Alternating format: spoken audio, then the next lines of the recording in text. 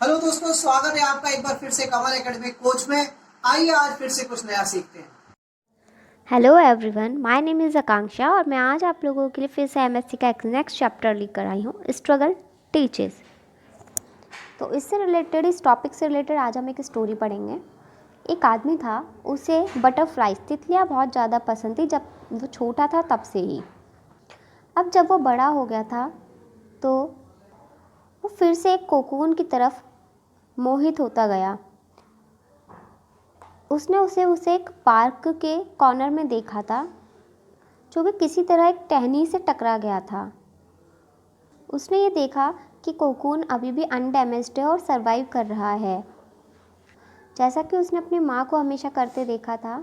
उसने उसे प्रोटेक्ट करते हुए उस कोकून को अपने घर ले आया और होल जो ढक्कन था, मतलब छेद वाले ढक्कन में के जार में उस कोकून को रख दिया। उसने उस जार को ऐसी जगह रख दिया कि वो उस पर आसानी से उसको प्रोटेक्ट भी, बिल्ली से बचा कर प्रोटेक्ट भी कर सके, जो कि उसकी पालतू है, और उसको उस जार पर नज़र भी रख सके। आदमी ने देखा कि कोकून मूव कर रहा है और उसने धीरे धीरे उसमें से बटरफ्लाई निकलने के लिए स्ट्रगल कर रही है। कुछ टाइम उसका स्ट्रगल करते करते हो गया तो उसने देखा कि उस छोटा सा छेद बन के उसमें से उसकी बॉडी फोर्सफुली बाहर आने की कोशिश कर रही है। ऐसा लग रहा था जैसे कि वो बहुत कोशिश कर रही है लेकिन वो उसके आगे नहीं आ पा रही है। तब उस आदमी ने उसकी बटरफ्लाई की हेल्प करने के लिए डिसाइड किया। उसने उस जार का ढक्कन हटाया और एक शार्प पेन की मदद से उस कोकून के साइड में उसे स्लिट करते हुए एक स्पेस या एक छेद स्लिट किया, जिससे केयरफुली वो इमिडिएटली धीरे धीरे उसका पहले एक पंख बाहर आया, उसको स्ट्रेच करता हुआ। बटरफ्लाई अब फ्री हो चुकी थी। ऐसा प्रतीत हो रहा था कि वो अपने इस फ्रीडम को एंजॉय कर रही है और धीरे धीरे वॉक करता हुआ उसके किनारे पर आ गया, जार के किनारे पर आ गया। लेकिन उसके कोकून गिरने की वजह से उसकी पूरी बॉडी स्वॉलन यानी सूजी हुई थी और उसके पंख कांप रहे थे।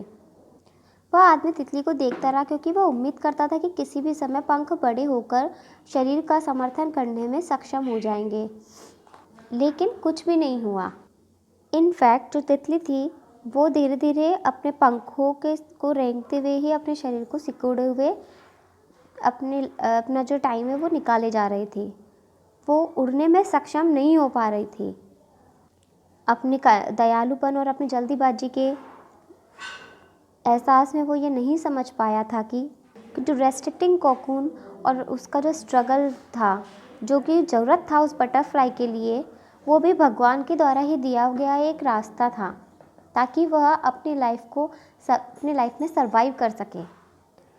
क्योंकि यदि अगर भगवान ने हमें बिना किसी बाधा के जाने दिया तो यह हमें अपंग कर देगा और हम इतने मजबूत नहीं हो पाएंगे जितना हमें होना चाहिए। एक बार यदि सभी संघर्षों पर काबू पा लिया तो चमत्कार संभव हो सकते हैं। यदि हमने हमारे जीवन में संघर्ष पर काबू पा लिया तो किसी भी तरह का चमत्कार संभव है। Thank you so much.